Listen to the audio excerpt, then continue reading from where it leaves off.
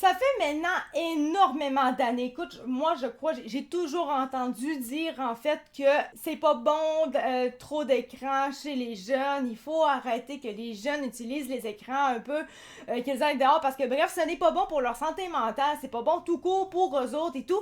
Et bien, finalement, ça a l'air que ce serait pas exactement ça. En fait, ce serait pas le nombre de temps utilisé à faire à utiliser des écrans qui seraient nocifs, mais plutôt qu'est-ce qu'on fait sur les écrans qui peut être potentiellement nocif. Juste pour vous dire, ce n'est pas moi qui l'ai trouvé comme ça, en fait, cet article-là, c'est mon conjoint qui, lui, écoute Lottie. Lottie a parlé justement de cette affaire-là et c'est de là, en fait, que mon conjoint m'en a parlé et donc je vous en parle maintenant. Aujourd'hui, j'ai été chercher exactement bonjour madame, mais sauf que tu m'intéresses 0%, comment est-ce que je peux t'enlever, toi? En plus, c'est directement comme dans le titre, genre. En tout cas, ouais, oui, t'as des belles jambes, je le comprends bien, et t'as une magnifique poitrine. Ah bon, ok, c'est bon, en fait, t'es parti. T'as une magnifique poitrine, mais c'est pas ça qui est intéressant techniquement. Donc, bref, ce que je disais avant d'avoir cette affaire-là, c'est que, bon, finalement, j'ai fini par trouver l'article en question. Donc, si vous voulez, je pourrais vous mettre le lien en soi pour que vous puissiez aller le voir, lui. Mais bref, c'est ça qu'on va parler aujourd'hui. Donc, ça vient de bfmtv.com. Les réseaux sociaux ne sont pas inoffensifs, mais le danger pour la santé mentale des jeunes ne viendrait pas du temps qu'ils y passent, plutôt de ce qu'ils y consultent. D'ailleurs, il y a une étude qui avait été révélée aussi concernant le temps d'écran que les personnes âgées maintenant de plus en plus vont passer sur les écrans, puis ils disaient que c'était pas bon, nocif, nanana, mais en même temps, là, j'ai pas mon dire, quand c'est rendu des personnes âgées, souvent, c'est parce qu'il y a plus grand chose à faire de toute façon, fait qu'ils s'en vont là-dessus pour tuer le temps. Fait que, tu sais, à un moment donné, c'est comme, à quelque part, ils peuvent-tu bien faire ce qu'ils veulent rendu pour le temps qu'il leur reste à vivre? Vierge, chimonac! Tu sais, ils sont rendus à 80 ans, laissez-les donc faire. S'ils veulent s'isoler sur leurs écrans, laissez-les donc faire. Ils ont peut-être même plus de famille, Simonac, qui viennent les voir. En tout cas, c'était mon petit coup de gueule, mais en tout cas, bref. Alors que le principe du doom scrolling sur les réseaux sociaux est souvent pointé du doigt pour expliquer la dégradation de la santé mentale des jeunes, une étude démontre que ce n'est pas le cas, même si ces plateformes ne sont pas inoffensives. C'est une vaste étude qui pourrait faire du bruit, souvent imputée aux réseaux sociaux et au temps qu'ils peuvent y passer. La dégradation de la santé mentale chez les jeunes ne serait finalement pas liée à la tendance au doom scrolling, une lecture infinie des contenus de plateformes. Je pense que tout le monde sait c'est quoi finalement scroller. C'est en tout cas ce qu'affirment des chercheurs de l'université de Manchester qui ont réalisé une étude XXL sur 25 000 enfants âgés de 11 à 14 ans sur 3 années scolaires. Donc, c'est quand même important à savoir pour l'étude. Basée sur de l'autodéclaration de leurs habitudes de consommation, leur fréquence d'utilisation et leurs difficultés émotionnelles, l'étude cherchait à connaître l'impact des réseaux sociaux sur ce public-là, pour notamment savoir si une pratique intensive pouvait accélérer son effet sur la santé mentale. La question de l'usage plus que du temps. Donc là, c'est vraiment bien spécifié, c'est vraiment une question d'usage, beaucoup plus que celle du temps. L'étude relayée par le Guardian n'a révélé aucune preuve, pour les garçons comme pour les filles, que passer beaucoup de temps sur TikTok, Instagram ou encore Snapchat, bref, peu importe la plateforme, augmentait les symptômes d'anxiété ou de dépression chez les adolescents. Et moi, personnellement, je l'ai déjà dit dans une de mes vidéos il y a quelques mois, ça n'a aucun rapport. Et ça venait même du Doc Mayo en soi. Comme il disait, c'est pas ça qui va te créer de l'anxiété.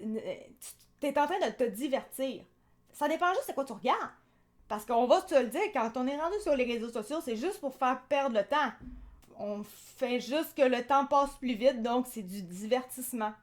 C'est juste ça. C'est pas pire que de passer son temps à regarder la télévision pour finalement regarder des téléromans le soir. C'est pas pire que ça.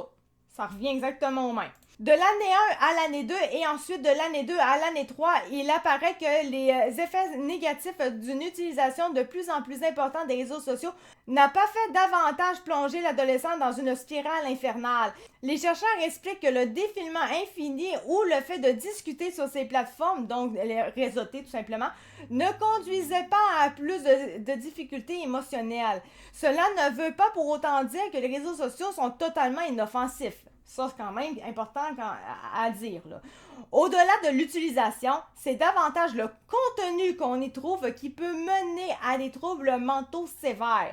C'est sûr que si à quelque part t'écoutes Scooby-Doo sur Internet, c'est pas ça qui va te créer de l'anxiété. Par contre, si tu t'en vas écouter des affaires sur Donald Trump qui va nous faire une troisième guerre mondiale, whatever, ou les changements climatiques, on va tous mourir d'ici 7 ans, ça c'est anxiogène par exemple. Mais des vidéos sur TikTok où il y a du monde qui danse, qui se maquille ou whatever, c'est pas ça qui est anxiogène, là, on va se le dire. Il cite notamment le problème du cyberharcèlement et les contenus extrêmes qui peuvent s'y trouver. Le professeur Neil Humphrey, co-auteur de l'étude, dit « Nos résultats indiquent que les choix des jeunes en matière de réseaux sociaux et de jeux vidéo peuvent être influencés par la façon dont ils se sentent, mais pas nécessairement l'inverse. Pour ce chercheur, il ne faut pas blâmer la technologie, mais plutôt faire attention à ce que consultent les jeunes sur les réseaux sociaux, avec qui ils se connectent et la manière dont ils interagissent dans la vie réelle. » Et ça, je pense que ça doit faire 20 ans que j'entends cette affaire-là de base, de dire faire attention, les parents, regardez ce que vos jeunes consultent quand ils sont sur Internet. Pour X raisons, il y en a qui peuvent parler avec des personnes louches, il y en a qui peuvent faire des choses qui sont peut-être pas 100% légales ou 100% correctes, peu importe, ou qui peuvent carrément les nuire sans qu'ils s'en rendent compte et tout. Ça fait des années qu'on en parle de ça. Je sais pas m'en dire. On est rentré en 2026 puis on en parle encore, puis jusqu'à maintenant, on n'essayait pas de dire que c'était le contenu le problème, on disait carrément que c'était les écrans le problème.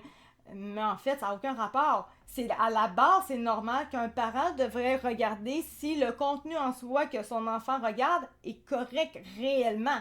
Il y a tellement des fois de choses sur TikTok que je vois, gens qui sont carrément de la désinformation, puis même aussi de la mésinformation, ce qui est pas totalement pareil. Ça revient au même, mais c'est pas pareil quand même. Puis des fois, je me dis, ok, ça c'est pas vrai. La personne ne sait peut-être pas que c'est pas vrai, là, peut-être. Mais il reste quand même que ça peut stresser du monde pour absolument rien, parce qu'au final, c'est pas vrai.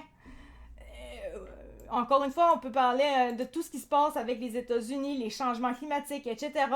Il y a beaucoup d'affaires qui sont pas forcément vraies là-dedans, mais à quel point que ça stresse beaucoup le monde, ça, par exemple. Tu sais, quand on parle éco-anxiété, d'affaires, ben, ça aide pas non plus, là.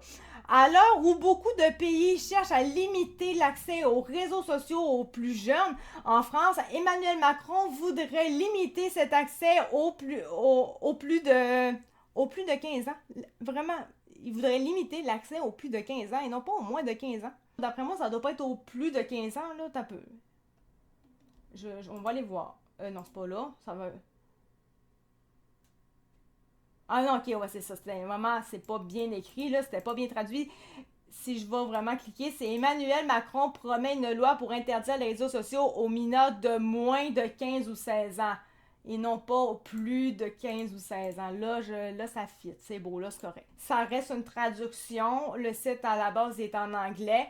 Donc, il y a peut-être juste une mauvaise traduction parce que le vrai titre, c'est vraiment moins de 15 à 16 ans. OK? C'est vraiment important, cette affaire-là. Ils veulent pas... Emmanuel Macron veut pas interdire les réseaux sociaux aux plus de 15 ans, là. Pas du tout. Donc, je continue. En Australie, l'interdiction aux moins de 16 ans est déjà en cours. Cette étude pointe du doigt le problème de fond. Le danger n'est pas forcément le temps qu'on y passe, mais ce qu'on y fait. L'interdire n'est pas la solution. Il faudrait donc plutôt mieux éduquer les jeunes aux usages des réseaux sociaux.